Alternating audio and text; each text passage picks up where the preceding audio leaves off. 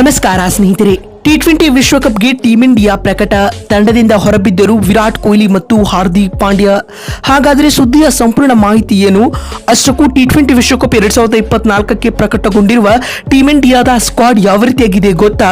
ಹೀಗೆ ಇದರೆಲ್ಲದರ ಬಗ್ಗೆ ಇವತ್ತಿನ ಈ ಒಂದು ವಿಡಿಯೋದಲ್ಲಿ ತಿಳಿಸ್ಕೊಡ್ತಾ ಹೋಗ್ತೀನಿ. ಹೀಗಾಗಿ ದಯವಿಟ್ಟು ಈ ವಿಡಿಯೋವನ್ನ ಕೊನೆವರೆಗೂ ನೋಡಿ ಸ್ನೇಹಿತರೆ.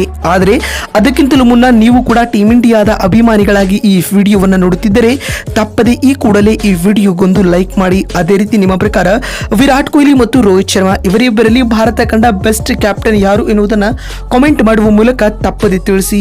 ಯಾಕಂದ್ರೆ ನಿಮ್ಮ ಕಾಮೆಂಟ್ ಬಹಳ ಬಹಳ ಮುಖ್ಯ. ಹೌದು ಸ್ನೇಹಿತರೆ, ಐಸಿಸಿ ಟಿ20 ವಿಶ್ವಕಪ್ ಟೂರ್ನಿ ಜೂನ್ 2ರಿಂದ ಆರಂಭಗೊಳ್ಳಲಿದೆ ಸ್ನೇಹಿತರೆ. ಅದಕ್ಕಾಗಿ ಬಿಸಿಸಿ ಶೀಘ್ರದಲ್ಲೇ ಬಲಿಷ್ಠ ಟೀಂ ಇಂಡಿಯಾವನ್ನ ಕೂಡ ಪ್ರಕಟಿಸಲಿದೆ.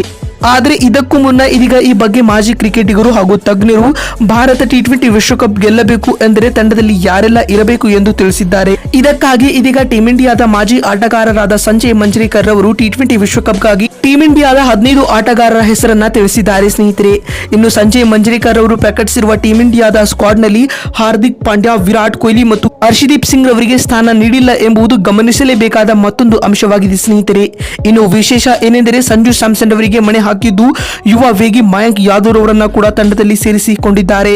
ಇನ್ನು ಈ ಬಾರಿಯ ಐಪಿಎಲ್ ನಲ್ಲಿ ಇಂಪ್ರೆಸಿವ್ ಪ್ರದರ್ಶನ ನೀಡಿದ ಕೃಣಾಲ್ ಪಾಂಡ್ಯ ಮತ್ತು ಹರ್ಷಿತ್ ರಾಣಾ ಅವರನ್ನ ಕೂಡ ತಂಡದಲ್ಲಿ ಸೇರಿಸಿಕೊಂಡಿದ್ದಾರೆ ಸ್ನೇಹಿತರೆ. ಇನ್ನುಳಿದಂತೆ ಟಿ20 ವಿಶ್ವಕಪ್ಗಾಗಿ ಸಂಜಯ್ ಮಂಜ್ರೇಕರ್ ಅವರು ಹೆಸರಿಸಿರುವ ಟೀಂ ಇಂಡಿಯಾದ ಸಂಪೂರ್ಣ ಸ್ಕ್ವಾಡ್ ಯಾವ ರೀತಿಯಾಗಿದೆ ಅಂತ ನೋಡ್ತಾ ಬರುವುದಾದರೆ ನಾಯಕನಾಗಿ ರೋಹಿತ್ ಶರ್ಮಾ ಕಾಣಿಸಿಕೊಳ್ಳಲಿದ್ದಾರೆ ಸ್ನೇಹಿತರೆ. ಇನ್ನು Yashasvi Jaiswal, Sanju Samson, Suryakumar Yadav, Rishabh Pant wicket keeper cum batsman, KL Rahul vice captain ಹಾಗೂ ವಿಕೆಟ್ ಕೀಪರ್ ಕಮ್ ಬ್ಯಾಟ್ಸ್ಮನ್ ಆಗಿ ಬ್ಯಾಕಪ್ ಆಟಗಾರನಾಗಿರಲಿದ್ದಾರೆ.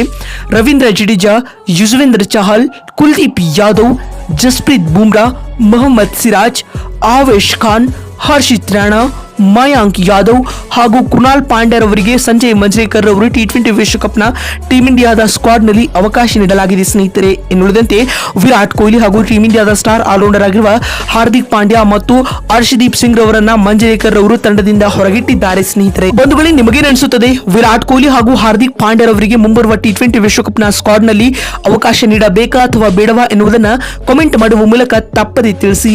ಯಾಕಂದ್ರೆ ನಿಮ್ಮ ಕಾಮೆಂಟ್ ಬಹಳ ಬಹಳ ಮುಖ್ಯ. ವಿಡಿಯೋವನ್ನ ಇಲ್ಲಿವರೆಗೂ ನೋಡಿದ್ದಕ್ಕಾಗಿ ಧನ್ಯವಾದಗಳು. ಮತ್ತೊಂದು ವಿಡಿಯೋದಲ್ಲಿ ಸಿಗ್ತೀನಿ. ಅಲ್ಲಿವರೆಗೂ ನಮಸ್ಕಾರ.